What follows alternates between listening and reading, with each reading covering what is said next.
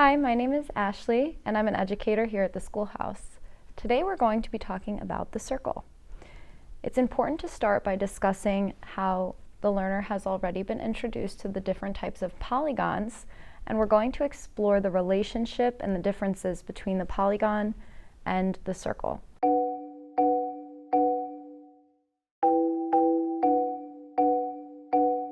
So as a reminder, our polygon is any shape that's made up of 3 or more straight lines that encloses a part of the plane.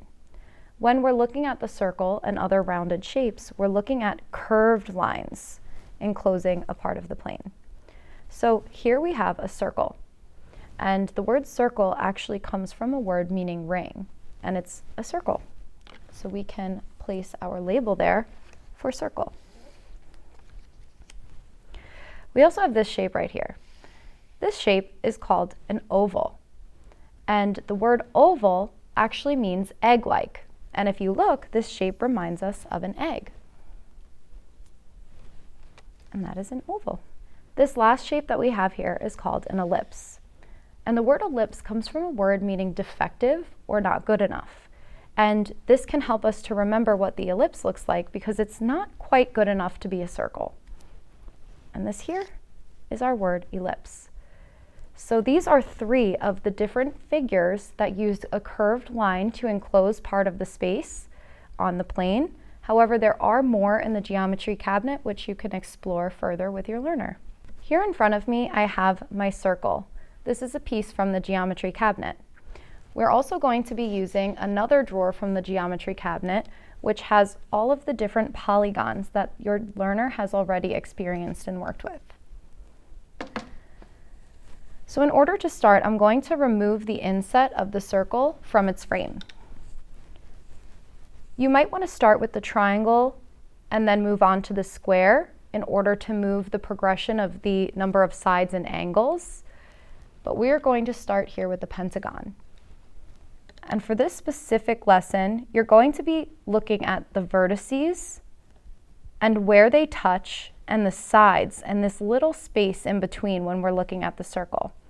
So here I have the pentagon, and it touches 1, 2, 3, 4, 5 times. And you can see there's a pretty decent amount of space here in between my lines.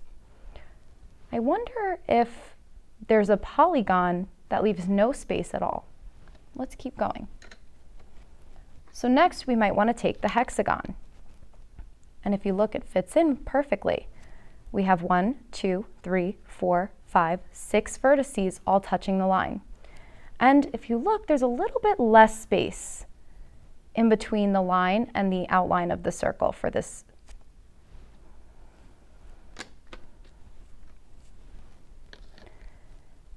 Now I have my heptagon. 1, 2, 3, 4, 5, 6, 7. We have 7 vertices touching the outline of the circle.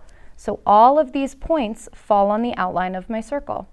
And again, we have even less space on the sides.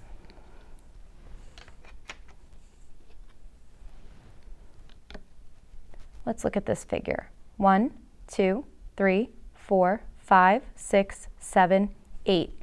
I have 8 vertices touching the outline of my circle. This is an octagon. Compared to the last shape, the heptagon, I have even less space in between the line and the outline of my circle.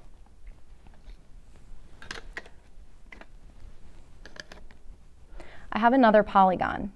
Let's count how many vertices are touching the outline. 1, 2, 3, 4, 5, 6, 7, 8, 9. I have 9 touching the outline of my circle.